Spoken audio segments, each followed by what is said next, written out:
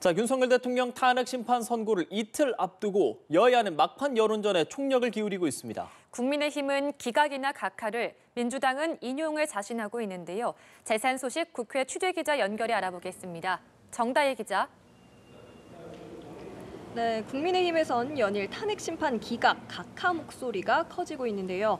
탄핵 선고일이 예상보다 늦게 잡힌 건 기각 가능성이 커졌기 때문이라고 보고 이 결과에 승복하겠다 자신감을 내비치고 있습니다. 권영세 비대위원장은 오늘 민주당에서 아직 승복 목소리가 안 나온 건 매우 유감이라며 어떤 결정이든 승복하겠다는 얘기를 분명히 해야 한다고 강조했습니다. 권성동 원내대표는 민주당 이재명 대표의 유혈 사태 가능성 언급을 맹공했는데요. 공공연하게 테러를 사주하고 있다며 대통령 탄핵 선고를 앞두고 민주당의 집단 광기가 극에 달했다고 쏘아붙였습니다. 친윤계를 중심으로는 헌법재판소 앞 릴레이 시위도 이어지고 있는데요. 이 자리에선 정당성 없는 탄핵 소추기 때문에 기각돼야 한다. 법과 상식을 가졌다면 기각이라고 확신한다는 등 발언이 나왔습니다. 나경원 의원은 기자회견을 열고 인용 시 거대 야당의 정치 공세에 국정 운영이 마비되는 나쁜 선례를 남길 거라며 기각을 기대한다고 밝혔습니다.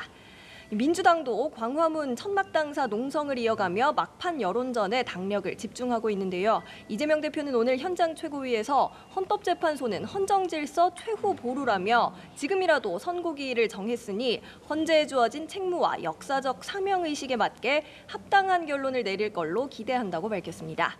박찬대 원내대표는 내란 수괴와 함께 헌정 파괴범들의 책임도 물어야 한다며 헌법재판관 임명을 미룬 한덕수 총리와 최상목 부총리 책임도 묵과할 수 없다고 밝혔습니다. 당에선 헌법재판관 만장일치로 파면 선고될 거라는 주장이 쏟아졌는데요. 김용민 의원은 라디오에서 윤 대통령이 복귀할 일은 절대 없다며 전원 일치로 인용할 거라고 강조했습니다. 민주당은 한덕수 총리, 최상목 부총리 쌍탄핵 카드는 우선 윤 대통령 선고를 지켜보고 다시 판단하기로 했습니다. 이런 가운데 야권이 발의한 최상목 부총리 탄핵안은 오늘 오후 본회의에 보고될 예정인데요. 보고 24시간 이후 72시간 이내에 표결해야 하는데 민주당은 윤 대통령 선고를 고려해서 우선 표결에 붙이지 않고 법사위로 넘겨서 추가 조사를 이어갈 걸로 보입니다. 네, 정 기자, 이런 가운데 재보궐선거 본투표도 오늘 시작됐죠.